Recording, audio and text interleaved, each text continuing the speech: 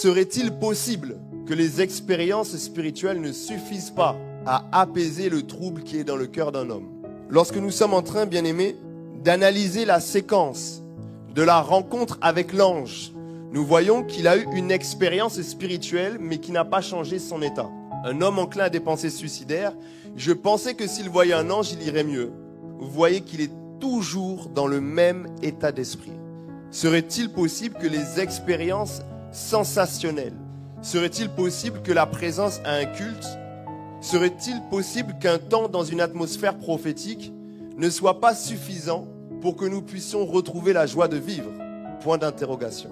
Et alors que je ne réponds pas encore à cette question, je nous invite simplement à considérer combien de fois nous sommes-nous retrouvés dans la, entre guillemets, présence de Dieu comparativement à l'état de nos âmes. Nous avons parfois un décalage avec des croyants qui passent beaucoup de temps dans la, entre guillemets, présence de Dieu ou encore à l'église, mais qui, malgré cela, restent intérieurement détruits. La question que je pose, c'est comment tu vas à l'intérieur? Derrière le beau vêtement que tu as mis, le beau maquillage que tu as fait, la belle chemise que tu portes, au fond de toi, comment ça va? La question qu'on peut se poser, c'est est-ce que tu sens ton âme satisfaite malgré les temps que tu passes à l'église? Est-il possible d'être le temple du Saint-Esprit et d'être sujet à des maladies physiques dans son corps? Oui. Est-il possible d'être un chrétien, temple du Saint-Esprit, et de passer par des difficultés psychologiques? Oui. Est-ce à dire que nous méprisons la capacité de Dieu à nous changer et à nous restaurer? Non. Mais de la même manière qu'un chrétien qui prie pour sa guérison et ne la constate pas va chez le médecin, de la même manière qu'un chrétien qui prie pour que Dieu restaure son âme, mais ne perçoit pas encore le changement, doit aussi réfléchir à d'autres formes de solutions. Dieu n'est pas contre la médecine. C'est pourquoi nous prions, mais nous pouvons aussi aller voir le médecin. Dieu n'est pas contre la psychologie. C'est pourquoi nous prions, mais nous pouvons aussi aller voir des psychologues ou d'autres personnes qui peuvent être des aides, des soutiens, des oreilles pour nous écouter. Permettez-moi de dire sur cette estrade qu'un chrétien peut prier, jeûner et méditer, mais être dans une profonde stérilité spirituelle, une profonde incohérence spirituelle. Parce que, bien aimé, ces éléments-là sont parmi les principaux de la vie chrétienne. Tu ne peux pas être un chrétien et t'abstenir de jeûner, de prier et de méditer, c'est impossible. De la même manière qu'un être humain ne peut pas vivre sans respirer. Un chrétien ne peut pas vivre sans prier. Mais bien aimé, lorsque tu analyses bien ton corps, même si tes poumons fonctionnent, si ton cœur ne bat pas, tu vas mourir. Ainsi, tu dois veiller sur tes poumons, tu dois aussi veiller sur ton cœur. La Bible dit dans Proverbes chapitre 4, verset 23, on ne parle pas ici de l'organe, on parle ici du concept philosophique. Garde ton cœur plus que toute autre chose. C'est une recommandation biblique aussi. La même Bible qui nous encourage à prier et tout autre nous présente un certain nombre de recommandations concernant la gestion de notre âme, la gestion de notre émotion. Et cela, c'est quelque chose de très important. Alors, pour aller directement dans quelques pistes de solutions, j'ai commencé. Bien évidemment, renforcer sa spiritualité sera un moyen de pouvoir nous décharger de beaucoup de difficultés. Bien aimé, Dieu affirme prendre en charge beaucoup des problématiques par lesquelles on passe. Ainsi, il dira, par l'intermédiaire du prophète, de l'apôtre Paul, en tout temps, faites connaître à Dieu vos besoins par des prières et des supplications. La paix de Dieu gardera vos cœurs, vos pensées. Bien aimé, ici, bien sûr, vous êtes en train de voir Dieu qui affirme être capable de nous procurer la paix. Vous voyez aussi Jésus dire, venez à moi, vous tous qui êtes fatigués et chargés, je vous donnerai du repos. Il prend sur nous son joug, nous donne le sien. Celui-là, il est beaucoup plus léger. Alors quelqu'un qui renforce sa spiritualité, qui se rapproche de Jésus, ira en réalité beaucoup mieux aussi dans son âme. La réalité, c'est que parfois, nous ne sommes pas suffisamment proches de Dieu. Parfois, nous sommes proches de l'Église. Parfois, nous sommes proches des serviteurs de Dieu. Parfois, nous sommes proches des départements, mais pas proches de Dieu. C'est le premier point que je donne parce qu'il est basique. Se rapprocher sincèrement et profondément du Seigneur, le Prince de la paix. nous permettra de vivre aussi le bien-être intérieur. Mais ici, je me propose de présenter aussi la réalité selon laquelle, lorsque vous étudiez l'ensemble de la doctrine sur la question de l'âme, vous remarquerez qu'en réalité, l'âme est aussi de la responsabilité de l'homme.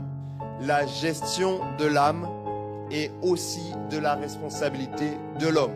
On n'a pas le temps d'aller détailler tous les passages. Mais lorsque vous étudiez cette question dans la Bible, vous voyez que le Seigneur, quand bien même il peut tout, nous demande, nous, d'agir d'une manière sage qui nous permettra de nous épargner de beaucoup de choses. D'ailleurs, la Bible dira dans ce livre de sagesse que l'homme prudent voit le mal de loin et il s'en détourne. Tous les problèmes ne sont pas spirituels et tous les problèmes ne se règlent pas par la spiritualité. Reprenons notre analogie avec le corps humain. Le jour où l'un d'entre nous, pour ne pas citer moi-même, commence à prendre un peu de poids, pensez qu'on met des vestes longues, pourquoi? Bien-aimé, est-ce que je vais prier pour perdre quelques kilos? Pourtant, je peux tout. Le fait d'entrer dans une démarche d'alimentation beaucoup plus saine, d'activité physique plus intense, ne relève pas du fait que je ne crois pas en Dieu et en sa capacité à me permettre d'être en bonne santé. Ça démontre juste que j'ai compris que Dieu m'a donné un corps dont je dois prendre soin. Et de la même manière, bien-aimé, être dans une démarche de bien-être psychologique, d'une manière ou d'une autre, n'est pas la preuve que nous ignorons la capacité de Dieu à agir. Mais c'est aussi une forme de maturité de comprendre que Dieu m'a donné une âme qui fonctionne d'une certaine manière et que je dois fonctionner correctement pour pouvoir en prendre soin. Poussons encore la comparaison. De la même manière que si j'ai besoin de conseils concernant la gestion de mon corps, je vais aller voir des nutritionnistes, je vais aller voir des kinés, je vais aller voir des coachs sportifs. De la même manière, lorsque je suis en proie à des problématiques psychologiques, je dois être capable de me tourner vers les personnes qui ont étudié le sujet. Le problème des chrétiens, c'est que nous pensons parfois que nos responsables ont la réponse à tous les sujets de la vie.